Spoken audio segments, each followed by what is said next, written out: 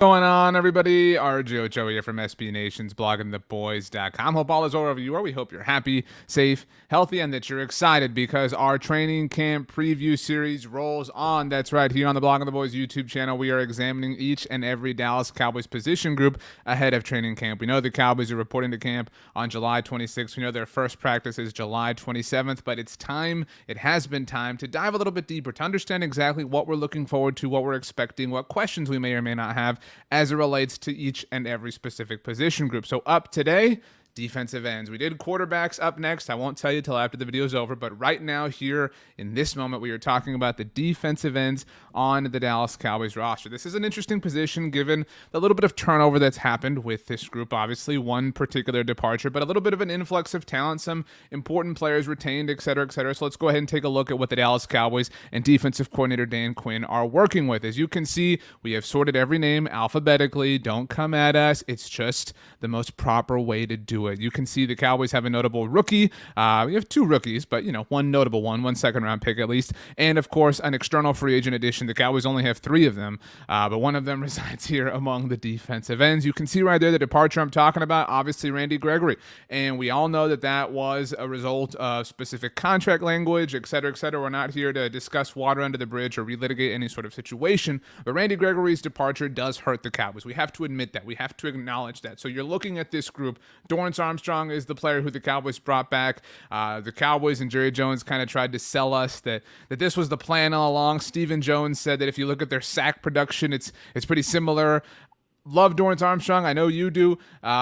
Not the player that Randy Gregory was for the Cowboys last year, at least. And that's okay. That's not a bad thing. That it's not to say that Dorrance Armstrong can't contribute to the Cowboys, can't be of serious use to the Cowboys, but there's no question that the Cowboys are regressing when it comes to their defensive end opposite of DeMarcus Lawrence. Now, obviously, Tank came back on the rework deal. He's the leader of this group. He's the best defensive end on the team. He's the war daddy. But Dorrance Armstrong has a chance, I think, to opposite of him be a legitimate contributor because Micah Parsons is obviously a part of it. Micah Parsons is not on this list that you see, but he is technically a part of this group. He's a linebacker by nature. When we talk about that position group, that's when you'll see Micah's name on the screen. But Micah Parsons is half and half. He's a linebacker. He's a defensive end. He's basically a corner and a safety. He is a lion. He is all of those things. So Micah Parsons, goodness gracious, is definitely a part of the mix. So overall here, I think what we're looking at is a group to feel somewhat excited about, right? If Dorrance Armstrong takes another step, maybe not the step, but another step,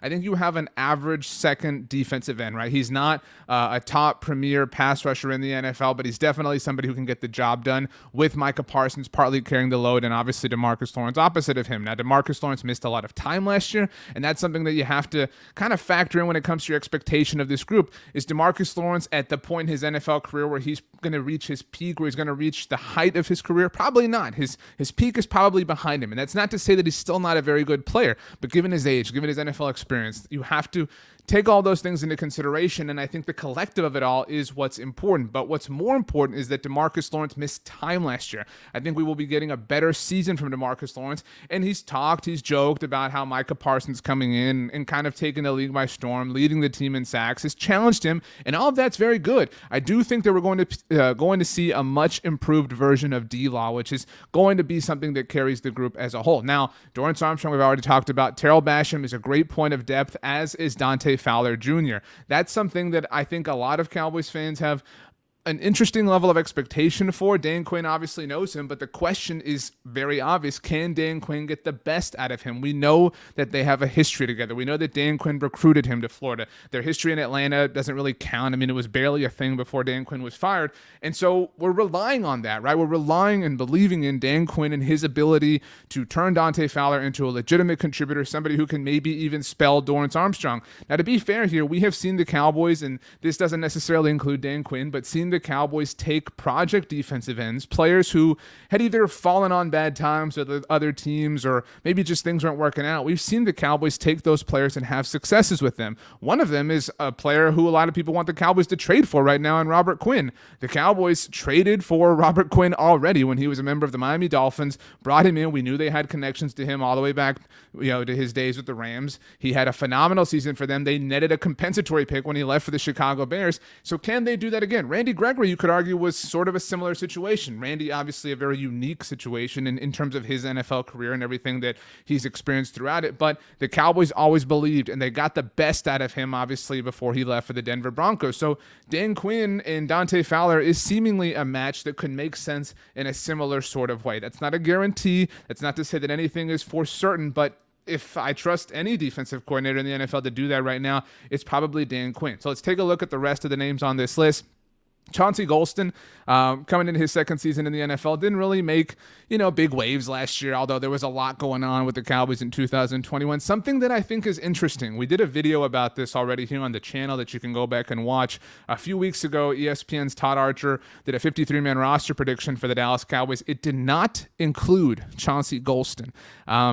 I don't know what I think about that, honestly, but I think that it's interesting that he was not a part of it. Todd Archer is one of the most plugged-in insiders covering the Dallas Cowboys, so for him to leave him off is notable, although obviously we haven't even gotten to training camp yet, and anything can happen there. Players like Dorrance Armstrong evolve at camp, so maybe Chauncey Golston shows up. Carlos Watkins, another great point of depth, and somebody that obviously is a part of the rotation, a part of the platoon. You've got... Yeah, and that's where I feel better about Dorrance Armstrong, honestly, because you've got DeMarcus Lawrence, that's taken care of. You've got Micah Parsons to come in and do his lion thing. But then your other kind of defensive end is this amalgamation of Dorrance Armstrong, Terrell Basham, Dante Fowler, Carlos Watkins. I think that that's okay. Mike Tafua, obviously it's difficult to make the roster in the position that he's in, but you never know. Maybe it's a practice squad sort of situation. But the one name that we haven't talked about yet is Sam Williams. Sam Williams, obviously the Dallas Cowboys second-round pick. I mentioned him. We had a video after we interviewed him during the draft. He initially wanted to go by D. Williams, then backtracked on that, wants to go by Sam Williams. So Sam it is. But Sam Williams, I think, is somebody who maybe has the most hope placed on him among all of the Dallas Cowboys draft picks. I don't know that Tyler Smith has hope. I think he has expectation. I think people fully just expect Tyler Smith to show up day one and be a viable starter for the team at left guard. I think people do have excitement and hope in Jalen Tolbert, but it's a little bit different because it's partly dependent on Dak Prescott, and he's obviously one of the best quarterbacks in the NFL. But Sam Williams is kind of his own thing, right? And I think because of the success that Micah Parsons had last year, because of the connection that Dan Quinn had to Sam Williams in the pre-draft process, going to his pro day, et cetera, because Sam Williams kind of reminded everybody of Micah Parsons, I think that, he might have maybe the best word is hype. And hype isn't a bad thing. Hype can be a very good thing, but Sam Williams is an important player here. He's an important role in terms of how this group is going to shake out, what this group is going to do ultimately across the entire season. And I think we have to temper expectations because I think that, and this isn't a slight against Sam Williams, I think he can be very productive for the team, but I think that we have kind of forgotten what very productive as a rookie means at defensive end. And we have forgotten that because Micah Parsons showed up last year and changed the world. Micah Parsons, what he did last year, I cannot stress this enough, is rare. And that's exciting because he's on our team too, right? So we're good. It's not like Micah Parsons went anywhere, but it is so rare for rookies to come in day one and make an enormous impact at defensive end. That's not to say it can't be done. That's not to say it's impossible, but it's something that I want us all to just consider. That being said, Sam Williams is somebody who Dan Quinn specifically very much likes and very much believes in. And so the right combination of elements are there. His size, his stature, his speed, his athleticism, all of that checks out. And the opportunity is going to be there too because there isn't this, prime, notable, unquestioned pass rusher opposite of DeMarcus Lawrence. The opportunity is going to be there for Sam Williams to make a contribution to this team, kind of in the way it was there for DeMarcus Lawrence himself, his rookie season when he was a second-round pick all the way back in 2014. Now, he had the injury, which kind of kept him out a long time, but he did have the exclamation point moment against the Lions in the playoffs. So it all kind of, we've seen this movie before, I guess, is maybe the DeMarcus Lawrence point. And so definitely excited about Sam Williams. I think he could probably have the best training camp of the group because if Sam Williams shows up, if he has an amazing camp, then I think that that's really going to make us feel a lot differently about this group. And I'll put it up on the screen one more time. I don't think any of us feels badly about this. I don't think that any of us is going to take a look at this and say, man, there's nothing to work with there. I think we feel like Well, this group doesn't have Micah Parsons. That's an important thing. But again, we understand the distinction.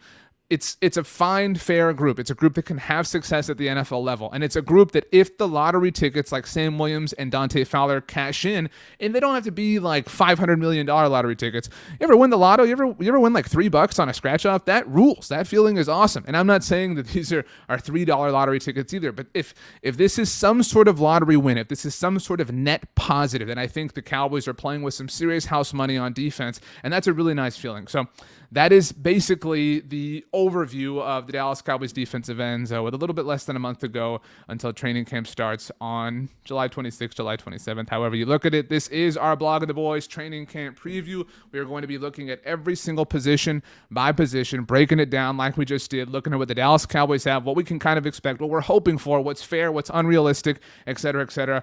Quarterbacks, defensive ends, now in the rearview mirror. Next up, running backs. Going to talk Zeke Elliott, Tony Pollard. That's kind of the show. Who should be used more, what we can learn potentially from training camp. So that is coming your way. Please do subscribe here to the Blog on the Boys YouTube channel so you get access to all of our wonderful videos. We also have a podcast network. We obviously have our website. We're on social media, etc., etc. We have less than a month to go until the Dallas Cowboys start training camp out in Oxnard, California. My name is RJ Ochoa. You know me, of course, from all throughout the Blog of the Boys universe. You can follow me on Twitter or Instagram at RJ Ochoa, on TikTok at rj.ochoa. If email is more your speed, you can hit me up at rj.ochoa@sbnation.com or hang out with me down in the comments below. For now, bon voyage. We'll see you next time. Thanks for hanging out.